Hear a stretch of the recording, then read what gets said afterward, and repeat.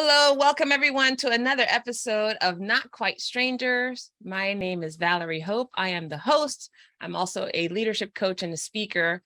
And my purpose is to bring people together with conversations that will inspire curiosity, that will also build bridges of connection. And I like to disrupt the way strangers meet one another. So you'll see an example of that here today. I would ask that if you're watching this on your favorite podcasting app platform, to please rate us, so that way other people have access to listening and watching these wonderful conversations. Now, today I have some special guests, and funny enough, guests that I don't know, so they're really not quite strangers to me too. So it'll be interesting for all of us to get to know one another. But I'll start off by introducing Karen White. Karen, what's interesting, you and I met very briefly because you're a coach with UC Berkeley as well. And I remember a few months ago, or maybe weeks now, I reached out on Slack asking for, hey, is there anyone here that's really experienced in working with clients who are dealing with parents who are aging, or people who are dealing with dementia or Alzheimer's and that sort of thing. And you were the only one that responded to me with some suggestions, and even another person that you thought could be helpful for me. And you and I had a conversation about it, and I thought, oh, thank you so much. So I really appreciate you reaching out and being so generous with your resources and your thoughts. And then when you and I actually had a conversation, I was like, oh, you've kind of dealt with some of this yourself. And what was interesting is both my parents are well. I'm sure at some point in time I will have to step in, and my brothers and I will have to step in and support them in more meaningful ways. But I've been hearing so many of my own counterparts, my colleagues, people my age, really dealing with aging parents or parents who are ill or who have passed, and they're dealing with so many things that I thought, okay, this seems like a really important topic. And then I thought, who might I introduce you to be on this podcast? Because it sounds like a really cool conversation to have with somebody who has been there. And I had the fortune of meeting Ken just a couple months ago, because Ken, you and I both have taken some courses at Heroic Public Speaking. You and I met very briefly then, and you asked me to be on your podcast. And somehow in the conversation, we started talking about the same subject, about, taking care of aging parents. And you shared some of your experiences. And I thought, oh my goodness, perfect. Is like a quid pro quo. I'm on your podcast, now you're on mine. And you get the opportunity to have this really meaningful conversation. Because I know, Ken, how much you care about the subject, and you shared some really interesting perspectives. And I thought, Ken and Karen, you have KK. I guess that's a good thing. and I wanted to say thank you both for saying yes to being here. And my first question to you, why did you say yes? I'll jump in first. I'm always interested in exploring new things and meeting new people and expanding, my thinking and perspectives. It's why I do the work that I do. I help others expand their thinking and see things from different perspectives as an executive coach. So, jumping into this is it's almost the water that I bathe in, right? I mean, it's the environment I live in, to be out there and to find out what's new. So, and Valerie, I love interacting with you, and so it's like, all right, anything that you're involved with has got to be awesome. So it was an easy yes. Yay, easy yeses. Cheers to easy yeses. Thank you, Ken. Karen, what about for you? What had you say yes? I think there's two things. The first was the topic, or the focus of the conversation. And having gone through this as with my mother-in-law, and feeling so isolated, so hounded by the emotional challenges of it, I thought, if we can have a conversation about this in broad daylight and bring a few more people into a sense of community around the challenges, then please sign me up. If even two more people feel less isolated in the journey. And then the other thing is, I actually love meeting strangers. And and if I could only do it one-on-one for the rest of my life, I'd be a very happy person. I don't like parties, and I'm not an extrovert. I don't like meeting in sort of, large groups, but the opportunity to meet somebody one-on-one is my sweet spot. So it was an easy yes for me too. Love it. Well, it's not quite one-on-one. Does this still pass muster? Like, we okay with this? Absolutely. How about like One-on-one. one at a time? One at a time. One at Okay. a time. That's a better way to say it. Awesome. Oh, thank you so much. Thank you for saying yes to both. And you're right. I think this topic is not like I mentioned earlier, is not something that I'm dealing with personally, but I've been thinking about it so much. My best friend, for example, has mother who is suffering from Parkinson's, who's now, confined to her bed and having all sorts of medical interventions on a regular basis. And I just see how much stress that brings to not only my friend, her own family life is impacted by it. The relationship with her siblings is actually quite is tough. It's very, very difficult. And I have 3 brothers. I'm the only girl. I'm the connector in the family that's trying to keep everybody in communication. And I'll just share this, and then I want to hear what you guys have dealt with, or what's been important to you about it. But I remember, because I've been getting all of these experiences from other people, I thought, okay, we need to have a conversation with mom and dad and find out, like, what are their wishes, like what are they dealing with, and what's important for us to know about what they want in case of some sort of medical emergency or whatever. And so the only thing we've done so far is, I Googled a list of questions to ask. And then we invited my dad, who lives in another state, to come on Zoom. And so my 3 brothers and I got together on Zoom with him, and we started asking questions, and we started saying, like, so what would you like to do in case of this and in case of that? And within like the first 5 minutes, I burst into tears because I'm like, oh my gosh, this is so sad. It's such a hard conversation to have. So I'm just going to pause there and hear from you, like, how do you even start these conversations about taking care of our aging parents? And what was it like for you? It is a hard conversation to have at times. It depends on the parent. It's way harder when they can't have the conversation. So as difficult as it is, it's the easier path. So I dealt with in-laws who went through it. And that experience was not a good one, contributed to the end of that marriage. And then, dealt with my father's increasing dementia and death 4 years ago, mom getting cancer right after, and being weakened kind of ever since. And thank goodness, they were in a place to have those conversations with me beforehand, and my sister, because it made some really tough decision-making a lot easier.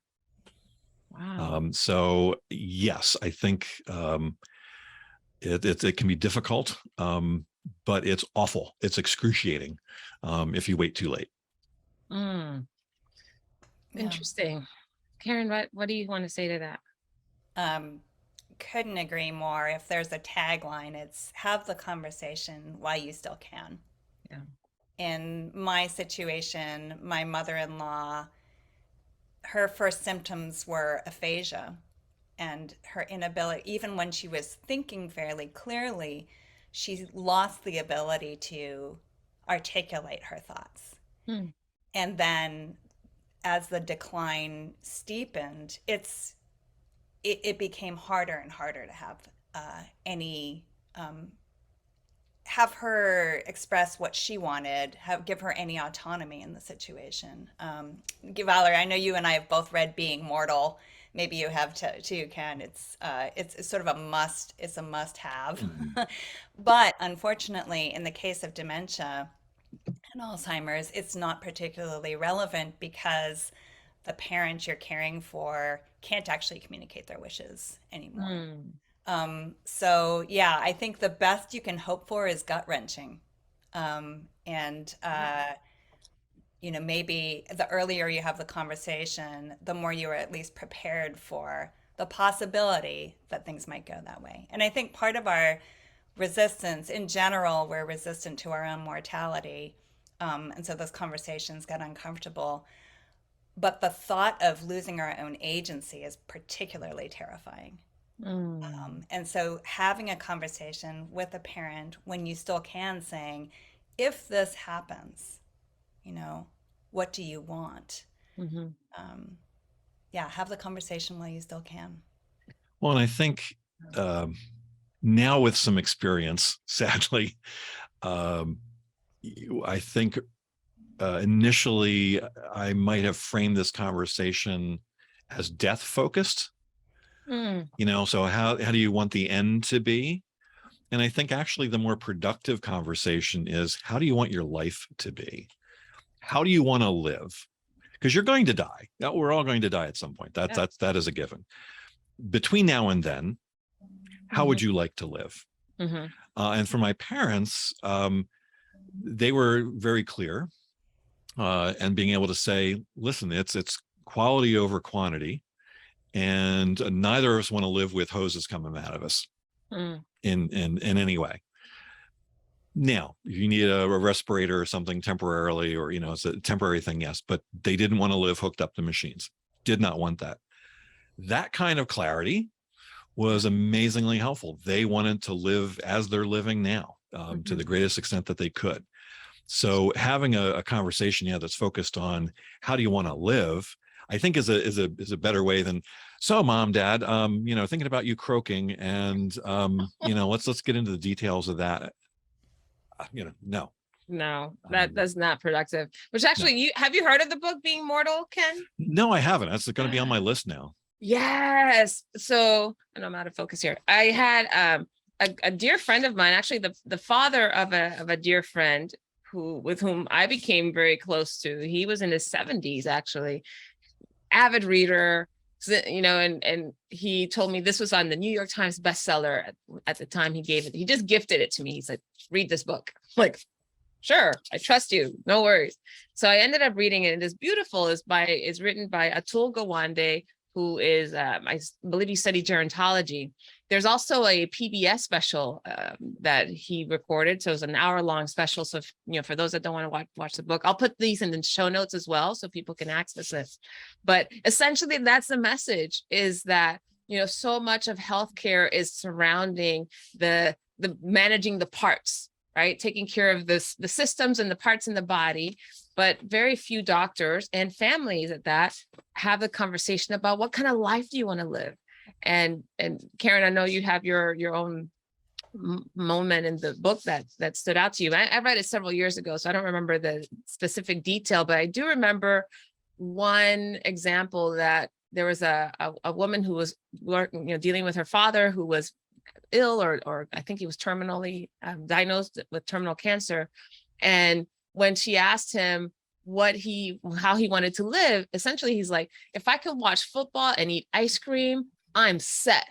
So she made sure that any treatment that he received, that it didn't interfere with his ability to eat, right? Or to at least eat ice cream, and that his eyesight wouldn't be compromised. And I was like, oh, that's so brilliant. And it's such a well-written book. So I highly recommend it. Much more empowering take, like you said, Ken, on this conversation, which would probably make it easier for parents that didn't want to have it, or kids didn't want to have it, to have it.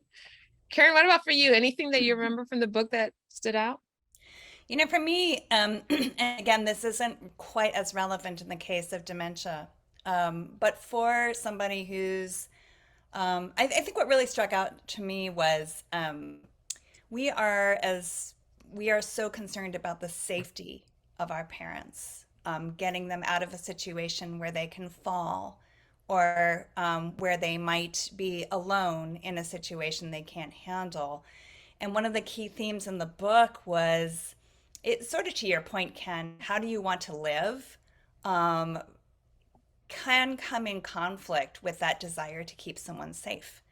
And so some of the stories he tells are about parents being taken from the home that is in many ways part of their identity and part of their sense of independence and freedom, Mm. put in an assisted living facility, or maybe something more extreme that keeps them safe. But the decline starts almost immediately. And for me, it was really kind of another camera angle on the whole notion of care. Mm. Um, would it make sense to take someone out of their home for the sake of safety if what you're taking away is a large part of their identity and independence? Wow. So it's a much more nuanced conversation. And yeah, I think having your reading that book with your parents is a great way to Mm. open to get into the dialogue compassionately, Wow. and from kind of a place of calm Mhm. versus a sense of urgency and emergency. But I don't think I have done that. I will now send my mom the book. She loves to read, so I don't know if she'll want to read this, but we'll have to have a conversation about it. If nothing else, maybe we all watch the PBS special together or something as a family, because it does give a little bit. It doesn't go into all the details, but I do think it gives an idea. Karen, I What's it wanted to like? go back to something Karen said Mhm. about making those choices. I had to make that choice with my dad, who also suffered from dementia, also had some aphasia, so very similar there. Um, Kept him at home as long as we could, and then had to place him in a memory care assisted living situation because it was just getting too much. He was wandering, um, and it was getting too much for my mom, who had suffered, a back injury, right on top of that, of course. Um, and yeah, the upset Mhm. that happens.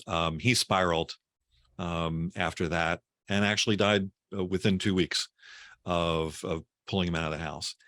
And I think the thing that gets in the way of someone trying to provide that care, or be the adult, be the parent in those situations, is trying to find the right answer, Mm. the correct answer, and there isn't one, which is the thing that really hangs you up, because you think, well, there's just got to be the right thing to do here, and if I can just noodle through this, and it's going to be partially right and partially wrong, and you have to live with um, that sort of uncertainty in it, Mm. and you're going to second guess anything you do. um, so you have to be gentle with yourself also, as the person kind of in the caregiving situation. um, you're going to try and do the best you can. Um, and gosh, if I had it to do all over again, I wouldn't want to have to remove my dad, but we Yeah. had to then, and I'd still have to make that choice now, Yeah. even knowing that it was going to cause a spiral, Cost. um, because of his position. Now, my mom, you know, um, we're doing everything we can to keep her in the home. So getting other help to come in, things like that, because I know the downside of taking her out. Yeah. But Oh. again, then there's a safety issue that you bring up, right? So you're always trying to shift and balance these things, and that can tear you up as a caregiver, if you're holding yourself to the standard that there is a right decision and you must make it every single time. I think that's a hard place to be. So you have to be gentle with yourself, and you do the best decision that you can in that moment, knowing that maybe you need to make a different decision later. Yeah, couldn't agree more, Ken. And I think, Valerie, one of the things you had mentioned is the family dynamic wrapped Yeah. around the caregiving between siblings and the other parent, and that sense of there's got to be a right thing to do, um, triggers so much fear and self-judgment, and sometimes, certainly in our situation and in many others that I've heard, comes out as anger towards the other siblings. Mhm. um, and it's just really hard. I think that it's not uncommon for families to fall apart in some ways around these sorts of care issues, because there's an intense judgment of self for not knowing what to do. This person Mm, who's taken care of you for so long, and all of a sudden you don't know how to do it. It's a terrible feeling. And sometimes it's so crushing to feel all of that towards yourself yeah. that it starts to spit out. Why didn't you do Wow. this? Why didn't you do that? Trying to post game something that has no game mechanics. Mm, So that the in addition to just being kind to yourself, I think recognizing that your siblings or whoever else is in the mix with you, when they're lashing out, when they're expressing anger, it's coming from an intense sadness. And mm, if you can just recognize that you're all sad and nobody knows, and the best outcome sounds pretty bad, then, maybe there's some kindness towards each other that can yeah. sustain you. Well, and No. because there is the family unit that you had is dissolving. Right. It is going to transform into something else, and it's going to be without that family member. And like any transition, there's pain, there is loss, there's upset, and all of those things that go on. Um, and to be okay with that change. I mean, I think there's always a desire, we want to hang on to things as they are, and to recognize when they are no longer, to recognize that hard truth. What's interesting is that many times the clarity that comes with that uh, can give a great deal of relief. What do you So, mean by that? well, in the case of my dad, the last week to 10 days or so that he was alive, he was hospitalized, he was unresponsive. I wasn't getting really good information from doctors about what his prognosis was. Is this something he's going to recover from? Is he going to come back out of this? And finally, it was a Sunday morning. I was sitting on the porch talking with a doctor who said, so he's probably not going to get any better from here. Mm, Which, okay, that you now know, right? And I don't think he's used the word that he was going to die, but maybe he said he was more in the active dying process or something about that. That then was a very clear, definitive statement. mhm, And I now knew what path my dad was on and what was going to happen. mm, And that clarity was such a weight lifted off of my shoulders, because when you're in that place of uncertainty, and well, what do I need to do? Am I trying to do things to help sustain this, move it on? But when I got that news, I now knew my purpose. yeah.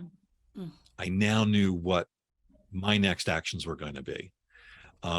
Awful as they were, I didn't want my dad to die, but okay, how do I then assist in that and do all the things that I can for him in that Mhm, moment?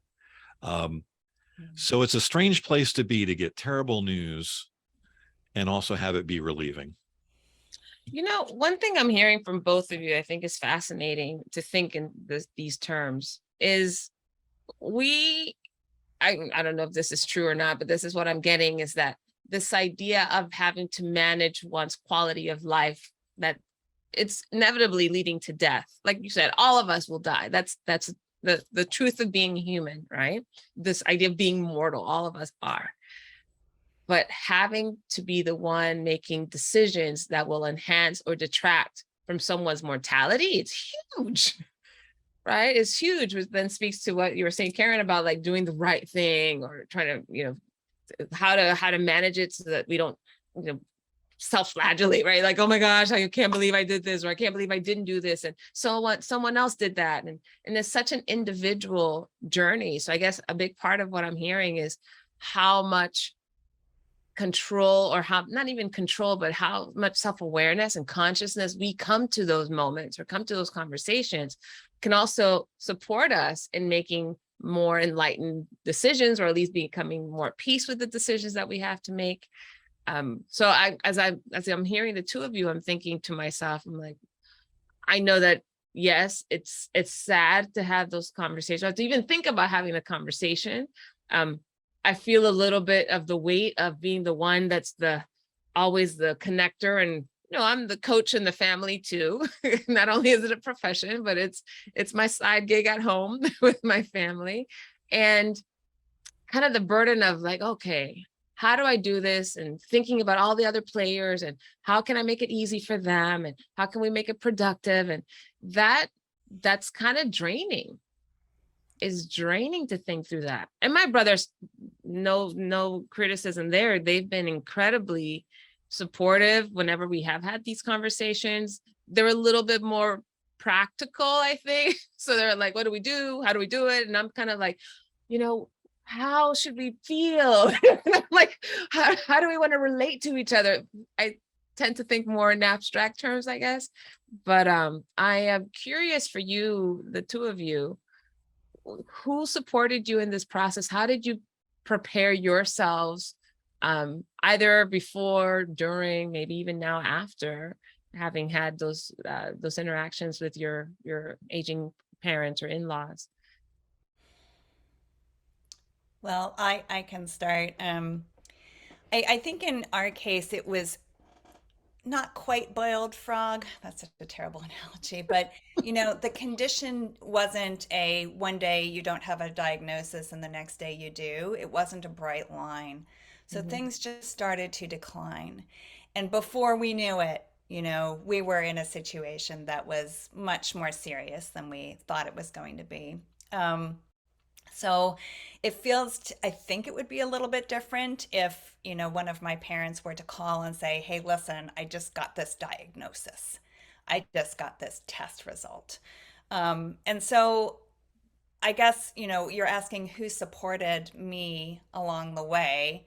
Um, I think I'm very fortunate that my wife and I actually really did support each other. One of her superpowers is, in many ways, being able to say, I don't know. I don't know how this is going to go. And I think the higher performer you are, the more you're like, I am a leader and I am an executive and I get stuff done, the harder this kind of thing is. Mm. Because you're just going to have to say, I don't know how it's going to turn out.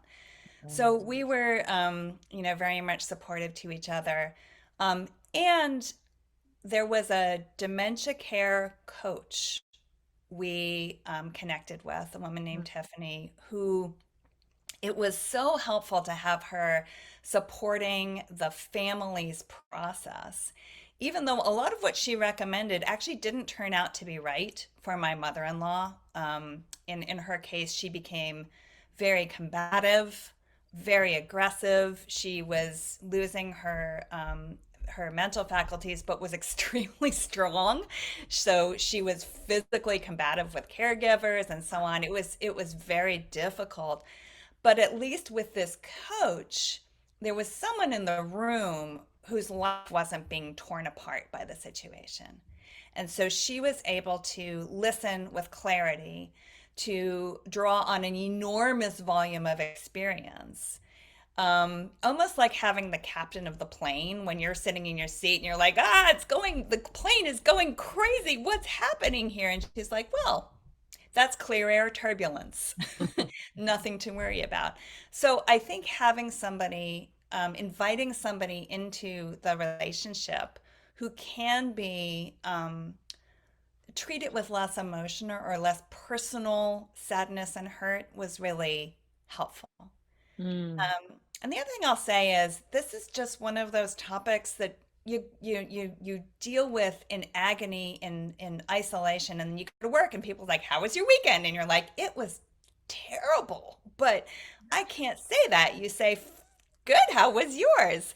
And so I wonder whether as employers, as colleagues, just inviting a little bit more of the recognition that at a certain age, most of us are contending with this. Mm-hmm. Can we bring it a little bit forward? Um, I know when I first had my kids as a new mother, there was a lot of recognition that my life had just gotten harder in some way. and more complicated. And there was support for mothers to mothers. I don't know that there's that much for this because nobody wants to talk about it. And yet it's happening in the background of so many lives. So, there's a little bit of a how might we for me around how those of us who are going to work every day, how can we be mindful of each other? How can we care for each other a little more? Mm. So well said. Funny enough, I sat next to somebody on an airplane recently who was traveling from Chicago to Dallas, here in Dallas, to visit her father, who I guess was in his 80s. She's one of two children, but the other one is not able to really support any of this, either emotionally, mentally, physically, any of that. And so she was flying back and forth every 6 weeks or something like that to spend some time with him. His wife had passed away earlier this year. And so there's all these things going on. And she's like, I still have to go to work on Monday. I still have to do all these projects. And here she is spending, a weekend going to visit her dad and just making sure that he's okay. And I don't think there's any serious medical challenges at the time, but emotionally was going through a really difficult time, and the loneliness, and how many of his peers had also passed away. And so there was all of this stuff. So you're absolutely right, Karen. Like, when do we talk about that? Like, what about you guys? How did you find that release valve? Like, that somebody that's not in it with you necessarily, that could just either listen compassionately or help distract you, or I don't know, whatever was needed. Like, where do you go for that? Or how do you even get it? Yeah, I think, well, your personal relationships, right? So you got a significant other, partner, spouse, siblings, can also be that way. Interestingly enough, what I found was that, as I was out and about, I would share, what's been going on. Well, dealing with my dad, so this problem, that problem. And people go, oh, wow. Yeah. Well, I'm dealing with, a very similar thing with, my mom or my mother-in-law, and it's sort of that thing, like once you're shopping for a new car, you see that model new car everywhere. As you start to talk about it, you find people everywhere who are dealing with it, have dealt with it. And there's great relief there. I sit on a couple nonprofit boards, and was before a board meeting talking with a fellow board member, and she had gone through all the stuff that I was going through with my dad, with her dad. And now mom was kind of right behind the thing. And, there were some simple things that she told me, tips that were lifesavers. Like making sure you had all their information in a document that you could get to in your phone. Yes. Because sure enough, at midnight on a random night, you're going to be in the ER, and need to provide that and know what their social security number was and what their Medicaid number was, et cetera. So you start to find people, and then they start to say, well, gosh, there's a resource. Here in the Princeton area, there's actually a senior resource center that, pulls in a lot of resources, from healthcare to home cleaning to, services to get, aging parents to doctor's appointments to, all the sorts of things that you could need, connections to the, Alzheimer's Foundation, whatever it is you need, be able to pull that together. But you have to be the one also to share it. You have to have a little bit of vulnerability, and like, this is my world. And I think, to Karen's point, this is how the conversation gets started, right? Because there's not going to be that conversation unless one of us is brave enough to say, yeah, I'm really struggling with parental health issues right now.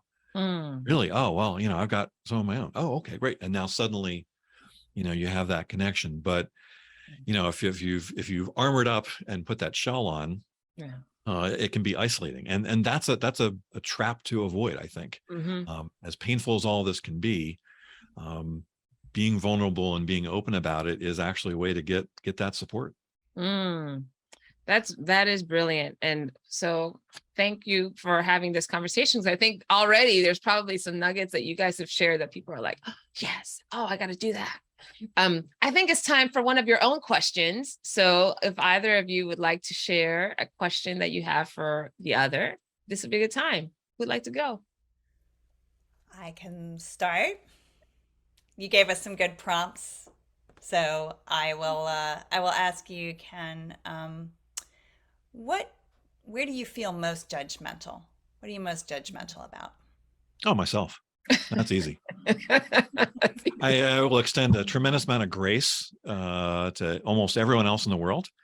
And then I will beat myself up and be incredibly judgmental and critical and and harsh in ways that I would never be with another human being. So yeah, and then that's something that is a constant, back and forth. There is that of the judge, I think, in all of us. And there's a lot of psychological reasons for why we have that. But yeah, I think I tend to be most critical about myself and what I'm doing, and gosh, could I do better? And then when I screw up, as we all inevitably do, okay, again, and replaying all those screw ups. Gosh, have I done that differently? Had I done that better? Spend way more time than I should. I will say I'm making progress. I've reformed, the judge some. I think, interesting enough, going back to our sort of previous topic, getting ground down a bit does also help with that in a strange way. you sort of get tenderized a little bit, and you realize, okay, I need to maybe extend some of that grace, to myself as well. That's really that's thank you for sharing that. I'd love to hear, like, what was a judgment that you've learned more about? Like, what's something that you've done to counter it? Getting old. What do you mean? I think the advantage of getting older is that you have a bigger data set. Right? When you're younger, like you think back to your teenage years, one thing goes wrong. Oh my God, this is awful. It's terrible. I'm going to have to, I can't live beyond this. This is life altering, And as you get older, you have more of those moments. You realize, like, okay, so any one of those is actually not the end of the world. Not going to be, the critical life thing. You're not going to end up living on a grate and, in an appliance box, homeless on the street because, you didn't do something. So I think grace comes from, that sort of larger data set, and, the recognition that you make the best decision you can in that moment. Yeah. And is it going to be perfect? Well, no, of course not. So you have to dispense with that. You want to improve, right? I mean, I want to improve. I want to get better. I want to excel more. But at the same time, how do you learn? How do you grow? You have to grow through mistakes. You have to grow through screwing up. So, like being older gives you that ability to look back and see, well, you know what? Maybe I learned more from some of the mistakes I made than some of the successes that I had. That's huge. I love that question, Karen. I'm so glad you brought that up.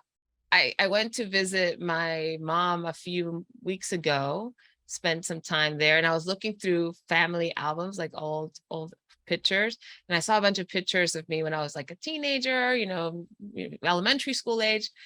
And I didn't realize how much self-judgment I had of myself then, because how I remembered myself, there are two things. One is, you'd be surprised to hear perhaps, but I didn't smile in many pictures.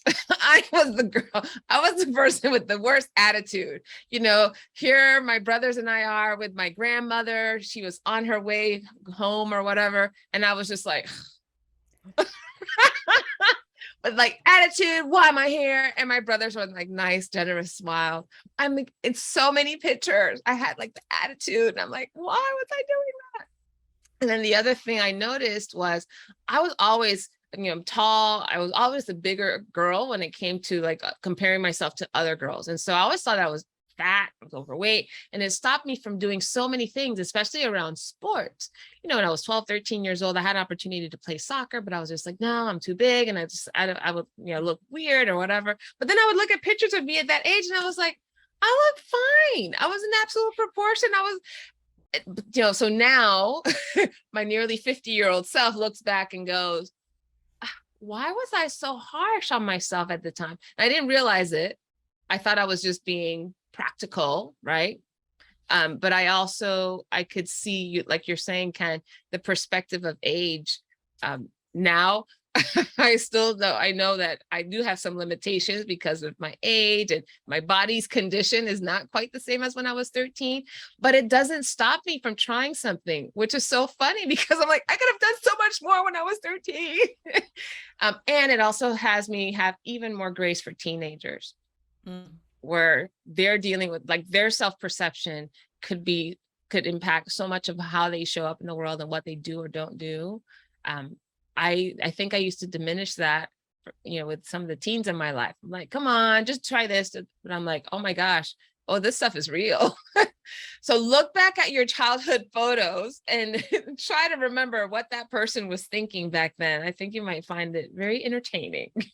Yeah, well, and I have a 14-year-old daughter and a 20-year-old daughter. So we're right in the thick of looking at yourself through a lens that doesn't make sense to an adult. You look back, I hear my daughters talking about their appearance and in ways that I don't even know what to say. I'm like, that's not true. Yeah. But that perception is reality, particularly when you're a teenager. So I feel you.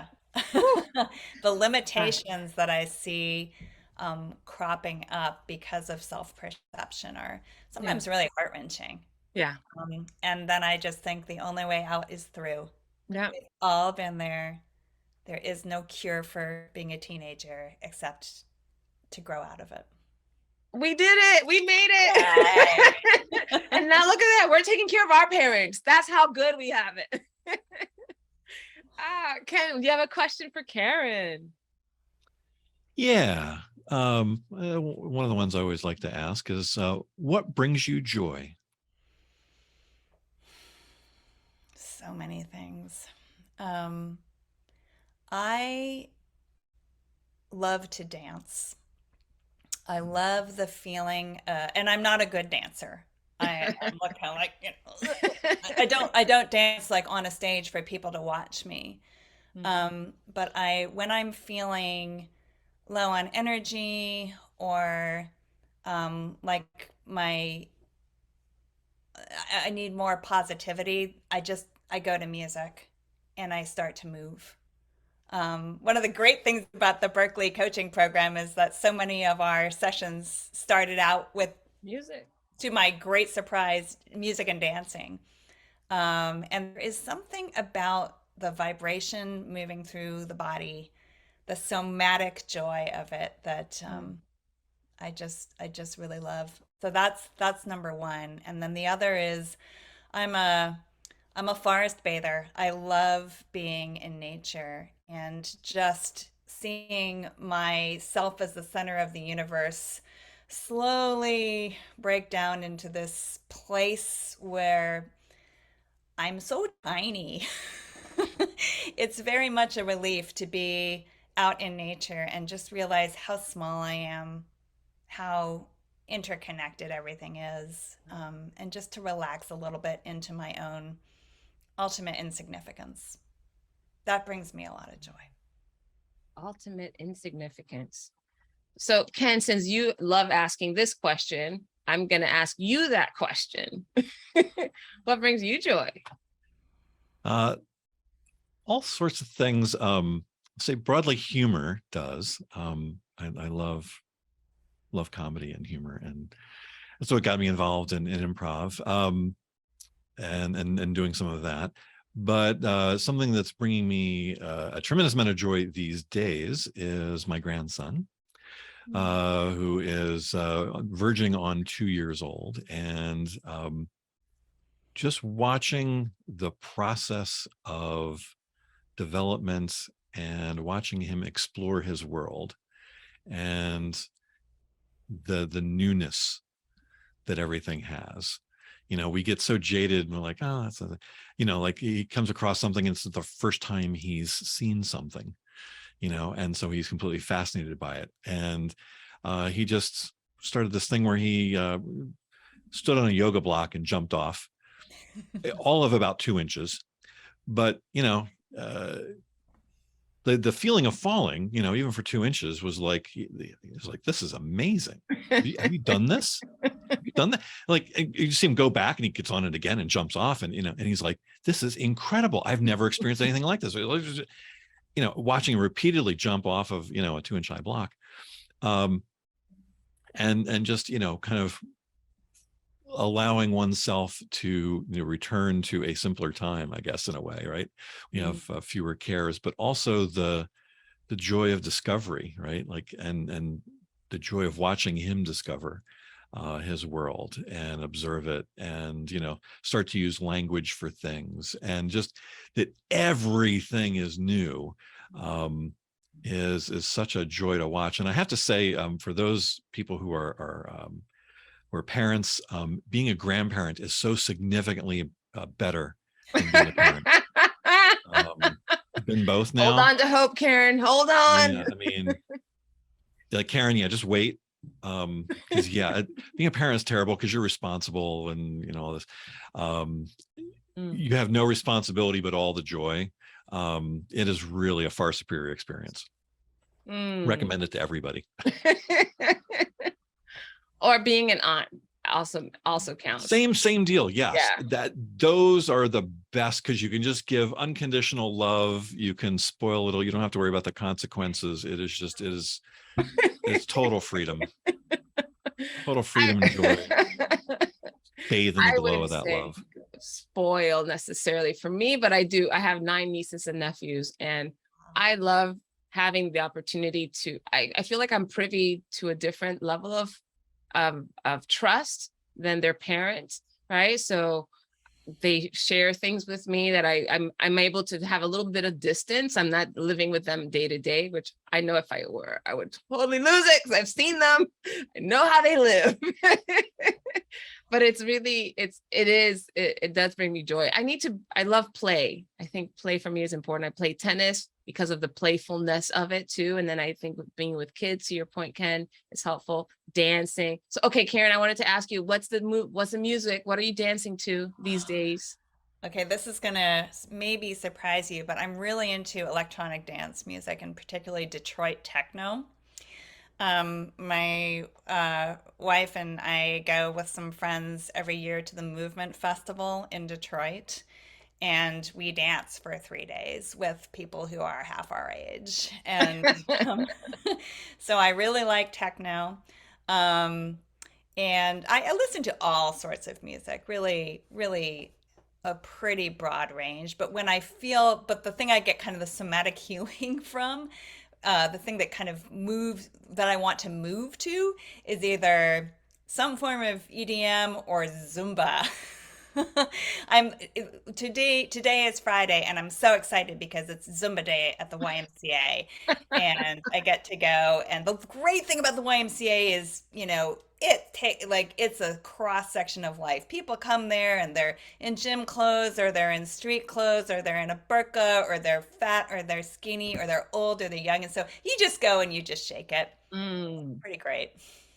Zumba at the Y. Zumba at the Y, or just, I have my own podcast idea around techno music. It's called Deep House Cleaning. And it's the idea is for people who love house music and hate house cleaning. We have a guest come on who tells you how to do something like clean your grout, I don't know, or mop. And it's paired with a great DJ set that then makes you want to go clean your house. So. Wow. So this is an idea. Have you done anything with it? No, it's just an idea. What's happening? Well, my home is dirty. I need inspiration. Okay. All right. Well, Maybe I'll make one for you. That's funny. It's like I All need to right. find my vacuuming playlist. Okay, here we go. Exactly. I've done great work on my kitchen counters to, you know, a live set. I love Latin music, so I get the Zumba reference. For me, it's salsa, merengue, bachata, reggaeton, and if I'm playing the music, I am much more inspired to go do something like cook, or I'm vacuuming or doing something. We were the family that anytime Saturday morning when we knew music, the moment we heard music come on, it was like, it's time to clean. So I'm kind of conditioned, kind of like a Pavlov response. Like, oh, I must clean now. So Yeah. fascinating. All right. Other question. Do you all have, either of you have a question you'd like to ask the other? I've got another one. So, just given the state of the world, all the things that are happening, what brings you optimism, or what are you optimistic about?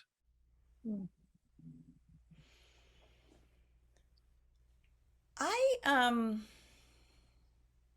I am not sure I'm an optimist anymore, Ken.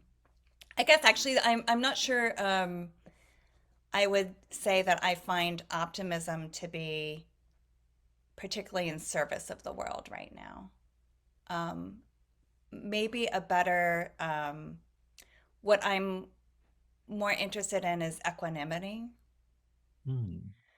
and understanding that look, we just don't know. There's a Zen koan that says not knowing is most intimate. And the more I live, the more I just say, I don't know. I don't know. I don't know. And I think when you're younger, not knowing feels very scary. It feels wrong. It feels like something that needs to be corrected. And the more I've gotten older, the more I've settled into, I don't know. Let's celebrate not knowing. Um, and uh, there's a, I think we go out in the world and we do work with intention and purpose. And at the end of the day, we don't know whether it will make a difference. It actually might make things worse. So rather than being optimistic about, I guess I always associate optimism with some future state. And Hmm. I've stopped believing that I have any visibility into a future state. Mm. But this allows me to relax into the present. I do 40 minutes of Zen meditation every morning with a local Sangha. And that practice really, for me, is about saying, all I can control, all we have is this moment. All I can do is Mhm. show up here with you and Valerie and control whatever energy I put out into the world. How that's going to turn out, I don't know. So Mhm. I don't think I'm a pessimist either. Maybe I'm just a more of a presentist. Well, I Presentist. think I think there's a difference between output and outcome. Hmm. Mhm. And I think a lot of people are focused on outcome, like what are the results if I do this right in that future. And I agree with you, right? I think it's unknowable, and probably we don't have as much control as we might want. But what do we put out Mhm. into the world, right? In, as you're saying, like in this moment with these people, who am I going to be right now, right? And I think that we have ultimate control over, like, Absolutely. and to, like, I intend to be a kind person. Okay, so is that going to result in anything specifically? I don't know, Yeah. but I'm going to choose to be kind rather than unkind, right? I'm Mhm. going to Yeah. choose to be nice rather than mean, right? And that's what I'm going to put out into the universe. um and I guess my optimism is that I think that's better. It will end up with some kind of better result. I don't know what that result is, but to think about it in those terms, because as I work with clients too, uh you do get some of that, like, well, I don't know if that's going to work. Well, yeah, I don't know that we can know that it's going to work. but you still have the choice ahead of you, right? I mean, how do you want to be? How do you want to You be? know, do you want to be the person that gives up or goes negative and burns the place down, or do you want to be part of a solution? Mm. Right. Now you can tell them, Ken, not knowing is more intimate. Yeah. Yeah. Mhm. Yeah. Mhm. Yeah, Don't worry about there's it. a great article. Margaret Wheatley. I don't know if either of you are Margaret Wheatley readers, but she's my spirit animal. And she wrote a piece recently, basically saying, look, we're past the tipping point uh, on climate change. And we have to get out of the cycle of, I don't remember the exact word she used, but something like the toxicity of hope. Mm. Um, that actually, that hopefulness that everything's going to work out um, is taking our focus away from how we are right now to each other. And she uses the words service and relationship. And so I think that's very resonant with what you just said, Ken, is that's all we have to give. We can give in this moment. We can invest in those relationships. We can serve others. And then what happens Yeah. is a very complex network of things. So Wow. Well, it's just being, it's recognizing the cold, hard facts, as Jim Collins would say, right? yeah. And good to great. And then operating from there, right? And climate change is a great example of that. Of if you just, all right, it's going to get better, right? We can solve anything. Yeah, yeah. Well, the magic technology. Or we can buckle down and do what we need to, right? And this circles back to our original topic, right? Which is, what are the cold hard facts? And sometimes you have to, kind of place yourself in that point, and then operate from there, right? Absolutely. And as you're saying, like, to be of service, and to connect with folks. So speaking of service and relationship, as we start to wrap up our conversation, I'm curious about what was this like for you, having this kind of conversation on such a public platform with a stranger? For me, it was delightful. And I sort of lost track of the fact that we're on a public platform. Oh It yeah. felt it felt so intimate and fluid. And yes, I misspoke on the one-on-one, Valerie, but I really loved the facilitation of a conversation with someone I now feel a heart connection to. Hmm. Lovely. I think she was talking about you, Ken. Well, and likewise, it reconfirms, my belief and also my experiential knowledge that there's a lot in common out there. Yeah. And that, if we can look to, the ways in which we are in relationship and in common with one another, we can do great things. Hmm. And in this polarized society that we live, all the more reason to, be aware of and foster those connections, because they're there. Yeah. Absolutely. Yeah. Well, when you said, it's all about who we're being, I like, you know what? My default is to connect. So as long as I'm connected, I feel good about who I am and what I'm here to do and how I connect with other people. Because we had, obviously there's so much to be said about the subject of taking care of aging parents or family members, and then the idea of how to bring joy into our lives and stay sane basically through all the challenges that we live. I would love for the two of you to share with the audience that might be listening or watching this one thing that you think they could do, a challenge, if you will, that you like to extend to them, something they can take on that would either fulfill on either of the things on any of the things that we talked about today. What's one thing that a listening member could do or try in service of what we've discussed? I think that when you're in what feels like a crisis with a parent, um, there's a strong sense that you gotta be getting stuff done all the time. Do more, do more, do more. I'm not doing enough. If I only were doing more, I could fix it. Hmm. And so my invitation to the audience would be to pause, to recognize that the accumulation of activity is actually not the formula that's going to fix it, because it's not something that needs to be fixed. It is literally part of life. Mm-hmm. And so whatever you need to do, whether it's a meditation practice or a relationship with a support group or a therapist or a coach, carve out space to do nothing and hear yourself think or hear yourself breathe. And just know that there are so many of us out there who have compassion and empathy, and just want to give you a hug. Lovely. Thank you, Karen. Ken, what about for you? What's your invitation? It's similar, sparked by what Karen just said. There was a speaker in the National Speakers Association, where I'm a member, who was suffering with cancer. And she had this phrase that she put into an article she wrote in our association magazine.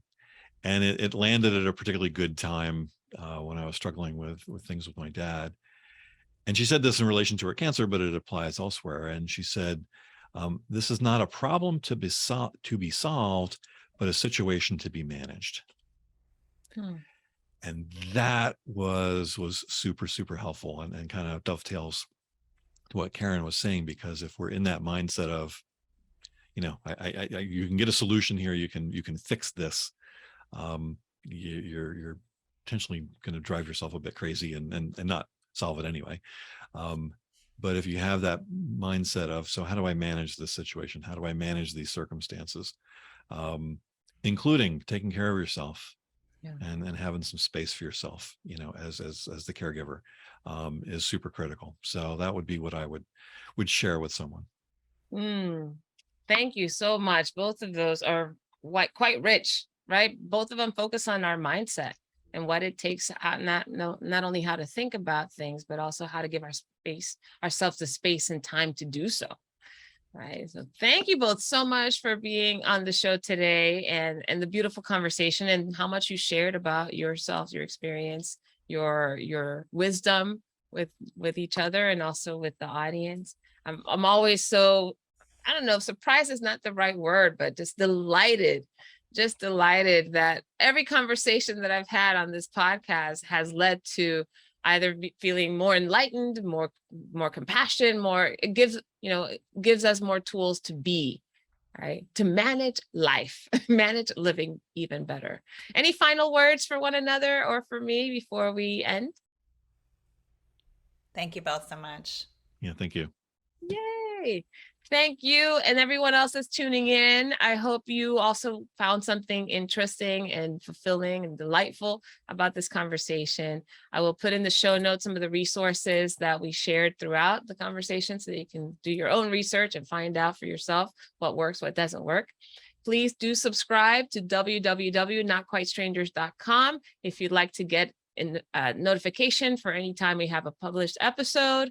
And again, in any of your podcast platforms, make sure to like, rate, or subscribe. That way we can make sure that you don't miss a single one.